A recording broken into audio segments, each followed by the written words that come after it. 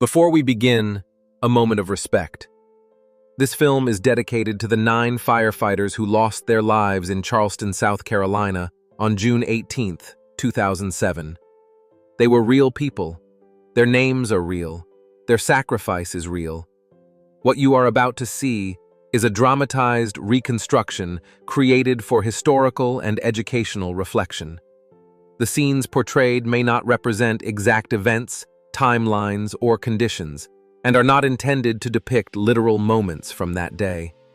This production does not assign fault, determine liability, or replace any official investigation or report.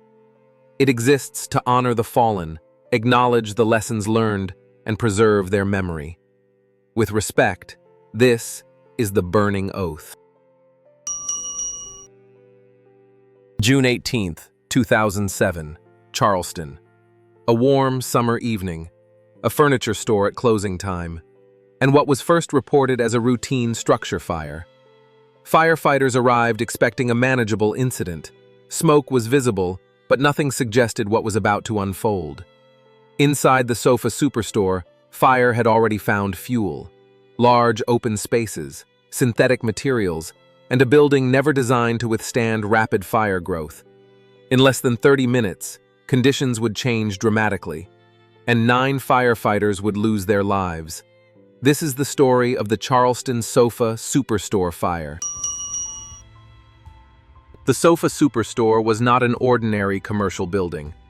Inside, the showroom was filled with fuel, couches, mattresses, recliners, synthetic materials designed to burn fast and burn hot. Modern furniture releases enormous amounts of heat when ignited. Once fire takes hold, temperatures rise rapidly, and conditions can deteriorate in seconds. The building itself added to the danger. Large open spaces allowed fire to spread unchecked. Lightweight construction offered little resistance, and concealed voids hid fire from crews operating inside. What appeared manageable from the outside was already becoming uncontrollable within. The fire was growing faster than anyone could see. As firefighters advanced inside the store, conditions began to change quickly. Heat intensified, smoke thickened, visibility dropped without warning. Fire moved through the showroom faster than expected, feeding on furniture and synthetic materials stacked wall to wall. What crews couldn't see was how rapidly the fire was spreading above them. Thermal layers trapped heat near the ceiling. Fire traveled through open spaces and concealed voids. Within minutes, escape routes narrowed. Orientation became difficult, and interior conditions began to approach the limits of survivability. The fire had turned. Inside the store, conditions collapsed rapidly. Smoke dropped to the floor, heat intensified, and visibility vanished completely. Firefighters attempted to reposition, but the environment no longer made sense. Radio transmissions broke through the static. A firefighter was trapped, then another. Mayday calls followed, urgent, controlled, and unmistakable. Crews outside shifted immediately from fire attack to rescue. Additional firefighters were sent inside. Hose lines were advanced. Search teams pushed forward, knowing the danger had escalated. Time was running out, and the fire was still growing. Rescue became the only priority.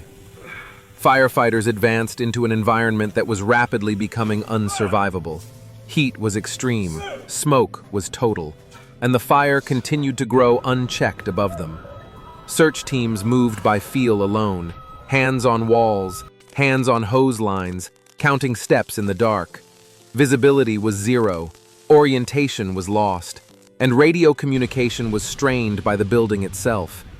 Outside, command officers tracked crews as best they could, knowing every second mattered. Inside, firefighters pushed forward anyway, because when one of your own is trapped, you go. Rescue became the only priority. Firefighters advanced into an environment that was rapidly becoming unsurvivable. Heat was extreme, smoke was total, and the fire continued to grow unchecked above them. Search teams moved by feel alone, Hands on walls, hands on hose lines, counting steps in the dark. Visibility was zero, orientation was lost, and radio communication was strained by the building itself. Outside, command officers tracked crews as best they could, knowing every second mattered. Inside, firefighters pushed forward anyway, because when one of your own is trapped, you go. Outside the store, command officers faced a reality no one wanted to acknowledge. Interior conditions had deteriorated beyond survivability. The fire was no longer controllable, and rescue efforts were placing additional firefighters at extreme risk. Radio calls went unanswered. Thermal conditions intensified. Structural stability was compromised, and fire behavior inside the building became unpredictable. Command weighed every option, every possibility, every remaining second. Then came the order. Crews were instructed to withdraw. Horns sounded, hose lines were abandoned, and firefighters were pulled back from the building.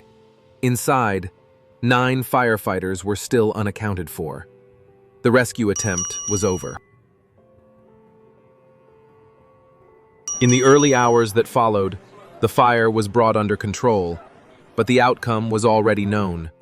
9 firefighters from the Charleston Fire Department did not make it out of the sofa superstore.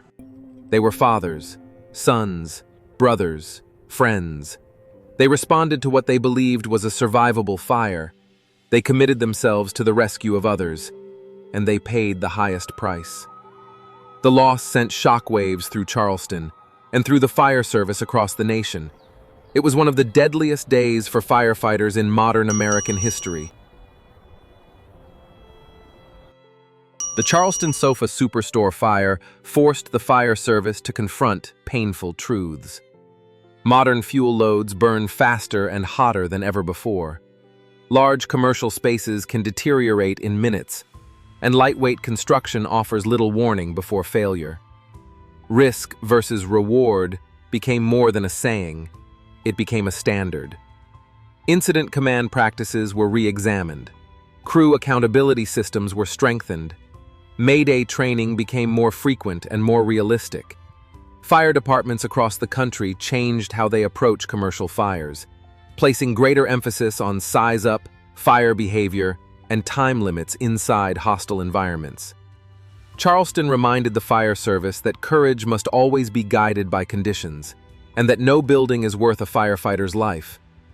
The lessons were learned at an unbearable cost, so others might live. Behind every lesson learned, behind every policy changed, were 9 firefighters who answered the call. They went in believing the mission was survivable. They went in to protect others. They went in for one another. 9 firefighters from the Charleston Fire Department who never came home. Their sacrifice reshaped how firefighters approach risk. Their loss strengthened accountability, and their memory lives on. Every time a firefighter pauses to assess conditions, counts their crew, or makes the call to pull back, Charleston will never forget them. The fire service will never forget them. Thank you for watching. This is The Burning Oath. Stay safe, look out for one another, and never forget.